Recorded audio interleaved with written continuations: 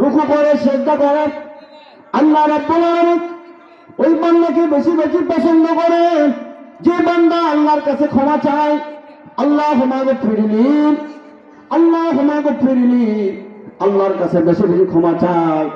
আল্লাহ রাব্বুল আলামিন ওই বান্দাকে বেশি বেশি পছন্দ করেন।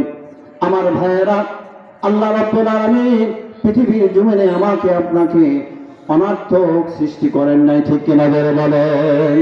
আল্লাহ তাআলা সৃষ্টি করে আমাকে আপনাকে আপনার কাছে সম্পদও চাই নাই, বাড়িও চাই নাই, গাড়িও চাই নাই, কোনো কিছু চাই নাই।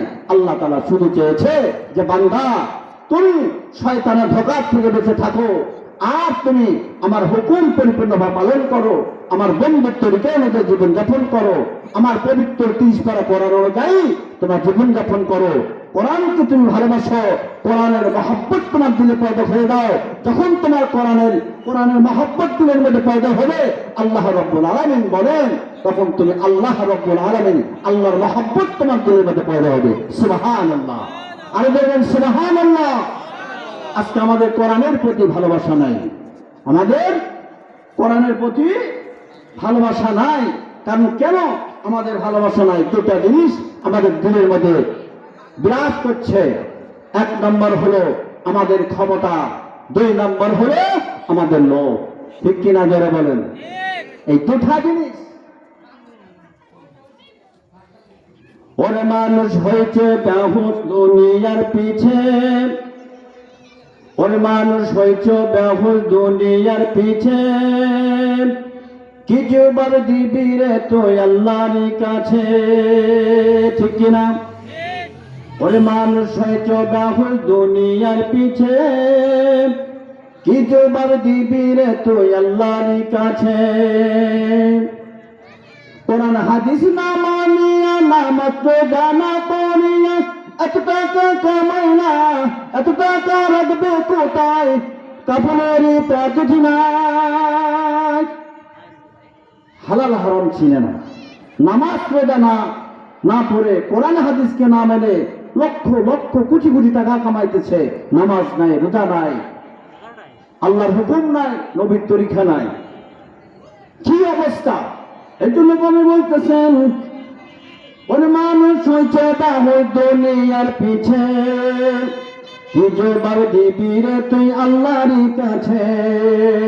হালাল হারাম না মানিয়া কত টাকা কত কামাই, হালাল হারাম না মানিয়া কত টাকা কত কামাই, কি জবাব দিবি রে তুই আল্লাহর কাছে, কি জবাব দিবি রে তুই আল্লাহর কাছে। ওরে মানুষ হয়েছে বেহুশ, ওরে মানুষ হয়েছে বেহুশ দুনিয়ার পিছে, কি জবাব দিবি রে তুই আল্লাহর কাছে, ঠিক কিনা বলেন? আজকে আমরা সমস্ত দুনিয়ার পিছে আমরা পাগল হয়ে গেছি, টাকার পেশে আমরা পাগল, দুনিয়ার সমস্ত সম্পদের দিকে আমরা সম্পন্ন আমরা দৌড়াদৌড়ি করতেছি।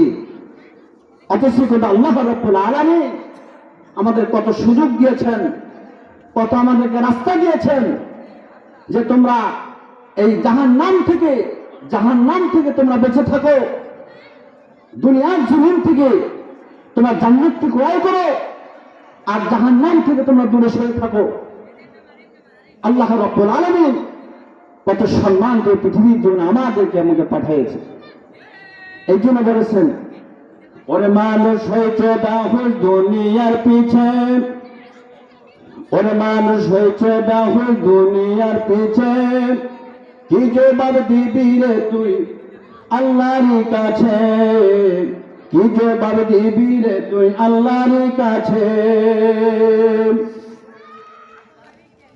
কোরআন হাদিস না মানিয়ে, আর হালাল হারাম না মানিয়ে কত টাকা করছে কামাই, এত টাকা রাখবা কোথায়, কাপড়েরই পকেট নাই, এত টাকা রাখবা কোথায়, কাপড়েরই পকেট নাই, এত টাকা লইয়া কি কেউ কবরে গেছে, এত টাকা লইয়া কি কেউ কবরে গেছে, কি জবাব দিবি রে তুই আল্লাহর কাছে। আমার ভাইয়েরা, 15 বছর 16 বছর দেশকে পরিচালনা করার পরে জবাব দিতে হয়েছে কিনা হয় নাই? আরে ধরে বলেন, 15 বছর 16 বছর দেশকে পরিচালনা করার পরে দেশ হিসাব দিতে হয়েছে কিনা হয় নাই? আমার ভাইরা, 5 বছর দেশকে পরিচালনা করার পরে জবাব দিতে হয়েছে কিনা হয় নাই? আল্লাহর এত দোয়া সম্পদ, আল্লাহর এত দোয়া নিয়ামত খাওয়ার পরে আল্লাহ রাব্বুল আলামিন 70 বছর হায়াতে জিন্দেগি দিয়ে পৃথিবীর জন্য আমাকে আপনাকে পাঠাইছেন। এই 70 হায়াতে বছর, এই হায়াত যে আমরা পেয়েছি, এই হায়াতের মধ্যে কি কর্ম করেছি, কতটুকু আমরা ভালো কাজ করেছি, এই ব্যাপারে আল্লাহর কাছে একবার না একবার জবাব দিতে হবে, ঠিক কিনা বলে বলেন? তাহলে চিন্তা করেন, আজকে আমরা সব কিছু দুনিয়ার উপরে দুনিয়ার মহব্বত আমাদের দিলের মধ্যে পয়দা হয়েছে, আর আল্লাহর মহব্বত আমরা বাহির করে দিয়েছি। হযরতে আবু বকর সিদ্দিক রাদিয়াল্লাহু তাআলা আনহু রাস্তা দিয়ে হাঁটতেছেন, আর এক গাছকে বলতেছেন, গাছ, তোমার মুখে যদি আল্লাহ তাআলা আমাকে গাছ বানাইতো, তাহলে আমার জীবনটা, আমার দেহটা সার্থক হতো। কারণ তোর হিসাব হবে না, তোর হিসাব হবে না, কারণ আমি আবু বকরের হিসাব দিতে হতো আল্লাহর কাছে। সুবহানাল্লাহ, কত বড় কথা! সাহাবী হয়ে জান্নাতের টিকিট পেয়েছেন, তারপরেও গাছের কাছে যা বলে, যা তোমার মতো যদি আমাকে গাছ যদি আল্লাহ তাআলা বানাইতো, তাহলে আমার হিসাব দিতে হতো না। আল্লাহু আকবার। হযরত আবু বকর সিদ্দিক রাদিয়াল্লাহু তাআলা আনহু জিহ্বা টানতেন, জিহ্বা টানতেন, লম্বা করতেন, আর বলতেন যে আল্লাহ, এই জিহ্বাই মনে আমাকে ধ্বংস করবে, এই জিহ্বাই আমাকে মনে হয় জাহান্নাম পর্যন্ত নিয়ে যাবে। এই জন্য রাসূল সাল্লাল্লাহু আলাইহি সাল্লাম বলেছেন হাদিস শরীফের মধ্যে, ও উম্মতের, তোমরা দুটা জিনিসকে তোমরা যখন নিজ জিম্মায় হেফাজত করবা, আল্লাহ তাআলা রব্বুল আলামিন বলে, তোমার নিজ জিম্মায় আল্লাহ তাআলা বলেন, তোমাদেরকে আমি 10টা দুনিয়ার মতো জান্নাতে আমি আল্লাহ তাআলা আপ্য করে দিব। বলে সুবহানাল্লাহ। আমার ভাইয়েরা, এই জন্য সাহাবী পর্যন্ত, নবীজির সাহাবী পর্যন্ত দুনিয়ার জমিনে থেকে জাহান্নামের কথা স্মরণ করে করে কাঁদছেন, যে দুনিয়া না, দুনিয়ার থেকে আমাদের চলে যেতে হবে। আমার ভাইয়েরা, এই জন্য দুনিয়ার মহব্বতকে কমায় দিতে হবে, পরকালের মহব্বত দিনের মধ্যে পয়দা করে দিতে হবে। কারণ দুনিয়া ক্ষণস্থায়ী জায়গা, দুনিয়াতে আমরা চিরদিন থাকতে আসি নাই, এই দুনিয়া থেকে আমাদের চিরকাল বিদায় নিয়ে চলে যেতে হবে। যখন আজরাইল মালাকুল মউত আমাদের কাছে আসবে, তখন রূহটাকে টান নিয়ে যাবে, তখন আমাদের দেহটা পড়ে থাকবে জমিনের উপরে, ছেলে সন্তান, বিবি, বাল বাচ্চা সকলে আশেপাশে কান্দে বলবে। এই জন্য মননের জন্য, কবরের জন্য, পরকালের জন্য আমাদের প্রস্তুতি হতে হবে, প্রস্তুতি নিতে হবে, যে আল্লাহ তাআলা যেন আমাদেরকে ঈমানের সাথে মৃত্যুদান করে, ঠিক কিনা জোরে বলেন? আজরাইল আলাইহিস সালাম একজন গরিব মিসকিনের কাছে এসে বলে, হে আল্লাহর বান্দা, আল্লাহ আমাকে পাঠিয়ে দিয়েছেন তোমার রূহটাকে কবজ করার জন্য। আল্লাহর বান্দা বলে, আল্লাহ যদি তোমাকে আজরাইল হিসেবে হুকুম করে থাকে রূহ কবজ করার জন্য, তাহলে আমি প্রস্তুতি, এখনই তুমি রূহটাকে তুমি বাই করে নিতে পারো।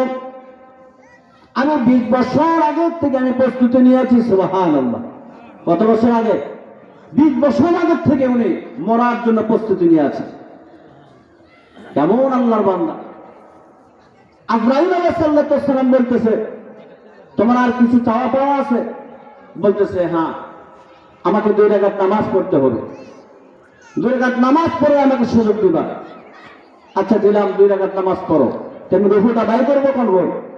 বলতেছে, আমি 2 রাকাত নামাজ পড়ার টাইমে যখন আমার 3 রাকাত হয়ে যাবে, লাস্টের রাকাতে যখন সেজদা পড়ে যাব, তখন তুমি আমার রূহটা বাই করবো। বলে সুবহানাল্লাহ।